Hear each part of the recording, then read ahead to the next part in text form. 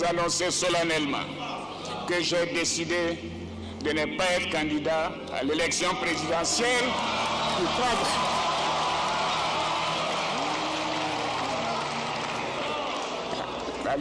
présidentielle du 31 octobre 2020 et de transférer le pouvoir à une jeune génération. Bien-aimés dans le Seigneur, la Bible nous dit que Osias était un roi puissant, un roi qui régna 16 ans sur le peuple de Juda. Et à son commencement, au commencement de son règne, il chercha Dieu, il marchait avec Dieu. Si les partis politiques qui y sont d'accord avec moi qu'il faut qu'on touche l'âge limite pour qu'on règle ce problème des grands présidents guillemets ou des présidents de l'indépendance, mais moi je serais d'accord, puisque j'avais déjà décidé de ne pas être candidat. Ça ne m'affecte pas de ne plus être candidat. Donc vous seriez d'accord pour fixer une limite d'âge qui ferait qu'en 2025, aucun de vous trois, Laurent Gbagbo, Henri Konan-Bédier et vous, ne seriez candidat? Moi, j'ai des idées sur cela, mais cela dépendra de la commission que je mettrai en place, de l'Assemblée nationale, du Sénat et du vote des Ivoiriens. Et votre idée, c'est ça, c'est que... Mais je considère qu'il est temps que nous quittions la scène politique. Je le pense très sincèrement. Mais un jour, l'orgueil entra dans son cœur et il crut qu'il était au-dessus de celui-là même qu'il avait établi. Président, bonjour. Bonjour. Alors, Monsieur le Président, nous sommes tout proches d'une élection présidentielle à laquelle vous ne deviez pas participer. Tout à fait. Le 5 mars, vous avez annoncé que vous n'alliez pas briguer de troisième mandat, mais après le décès tragique de votre dauphin Amadou Gon Coulibaly, vous faites volte-face le 6 août. Vous décidez d'y aller. Non, pas volte-face. Est-ce que, en prenant cette décision, Oui. on verra comment vous la qualifiez, vous ne ternissez pas votre image et vous ne rentrez pas dans la catégorie des chefs d'État qui jouent un petit peu d'artifice pour se maintenir au pouvoir? La parole de l'Éternel avait été adressée à ses prophètes, mais le roi n'écouta pas. La Bible nous dit que ce roi-là avait été même dans son départ dans les grâces de l'Éternel. Et l'Éternel le bénissait. Et l'Éternel avait sa main mise sur lui. Mais il prit une décision, pensant qu'il était au-dessus de celui qu'il avait placé. Il prit une décision qui alla à l'encontre de celui-là même qu'il avait placé. La Bible nous dit que ce roi du nom d'Osias, est allé là où il ne devait pas aller. Et ceux qui étaient concernés ont essayé de le reprendre, ont essayé de le raisonner, mais il a refusé d'écouter. Il a refusé d'obéir parce qu'il s'est cru au-dessus de la loi. Et vous savez, nous sommes dans un état de droit. Et le décès tragique du Premier ministre Amadou Gon Coulibaly nous a tous affectés. Clairement, moi, je n'avais pas prévu d'être candidat. Je crois que c'est sûr, je l'ai annoncé, c'est connu. Évidemment, il est décédé à 3 semaines du dépôt des candidatures. Mon parti m'a demandé de faire le sacrifice d'être candidat, ce que j'ai accepté pour mon parti, mais pour surtout mon pays. Pour mon pays, pour la majorité des Ivoiriens. Il s'est établi au-dessus du divin. Et là, sur l'autel, il fut frappé de lèpre. Et là, sur l'autel, sa chute commença. La Bible nous dit que ce roi a fini isolé, que ce roi a fini dans l'obscurité. Je le fais par devoir patriotique, croyez-moi. J'avais déjà pris un certain nombre de dispositions pour faire autre chose. Et là, je le fais, disons, par obligation. Et je suis bien évidemment contraint à bien faire ce qui m'a été demandé, mais le pays avait besoin de cette candidature et je considère que mon aura personnel est sacrifié dans l'intérêt de mon pays. Alors, pour l'opposition, ce n'est pas par devoir que vous le faites, Oui. mais par mégalomanie, Voilà. par syndrome de l'homme providentiel. Mais je pense que personne ne peut dire que je sois un mégalomane, ça c'est bien connu. Ah bon, ils le disent, c'est leur opinion. La Bible nous enseigne, frères et sœurs, que les règnes sont établis par Dieu et que c'est au peuple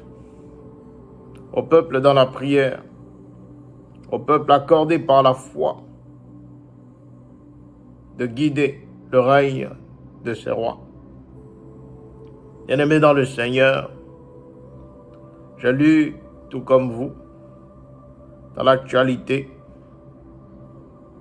la soumission de la candidature du tyran Alassane Ouattara. Mais d'abord, on part tout de suite en Côte d'Ivoire. Au pouvoir depuis 2011, Alassane Ouattara annonce donc qu'il va se présenter à la présidentielle d'octobre prochain. On écoute tout de suite Alassane Ouattara. Après mûre réflexion et en toute conscience, je vous annonce aujourd'hui que j'ai décidé d'être candidat à l'élection présidentielle du 25 octobre 2025. Oui, je suis candidat parce que la constitution de notre pays m'autorise à faire un autre mandat et ma santé le permet. Je suis candidat parce que notre pays fait face à des défis sécuritaires, économiques et monétaires sans précédent, dont la gestion exige de l'expérience. Je n'ai pas beaucoup de choses à dire, mais la seule chose, bien aimé, que je puis donner en termes de direction, la seule chose, bien aimé, que je puis révéler en termes de parole, et que la prophétie est en train de s'accomplir, c'est que ce que l'Éternel a dit, il l'accomplit toujours. Fondamentalement, ce qui m'importe, c'est vraiment ma conscience et l'amour pour mon pays. Lorsque Jonas a été appelé par l'Éternel pour aller donner une instruction au peuple de Ninive,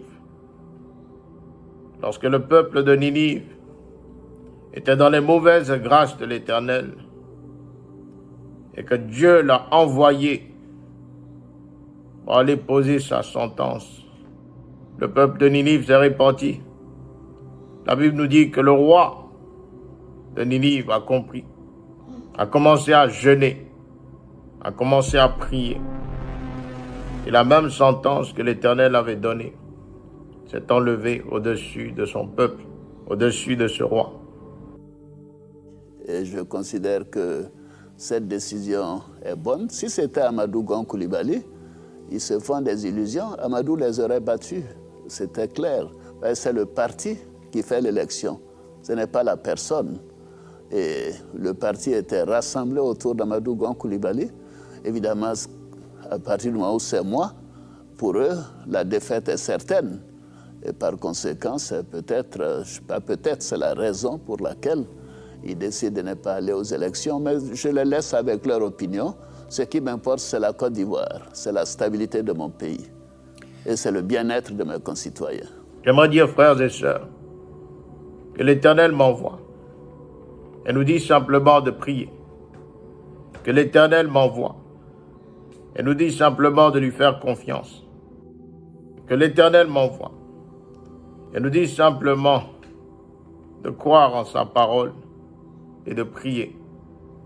Car si le jugement tombe, Dieu, dans toute sa miséricorde, ne frappera pas un peuple, mais frappera celui qui est concerné. Frères et sœurs, oui, l'heure est grave. Frères et sœurs, l'heure est à la prière, l'heure est au jeûne, l'heure est à la méditation, l'heure est à la concentration. Nous sommes dans une heure où il y a un changement qui se prépare. Nous sommes dans une heure où le sang des innocents continue de crier depuis la terre. Nous sommes dans une ère où le méchant croit toujours avoir raison. J'aimerais solennellement m'adresser, frères et sœurs, à ce président, à cet homme qui n'a aucun amour pour son peuple, car si c'était le cas, il aurait certainement pris la bonne décision d'aller dans la paix, d'aller par la grande porte, de suivre les indications que l'Éternel, notre Dieu, notre Seigneur, a laissées à ses serviteurs, les prophètes. Je demande seulement aux opposants de respecter la vie des autres.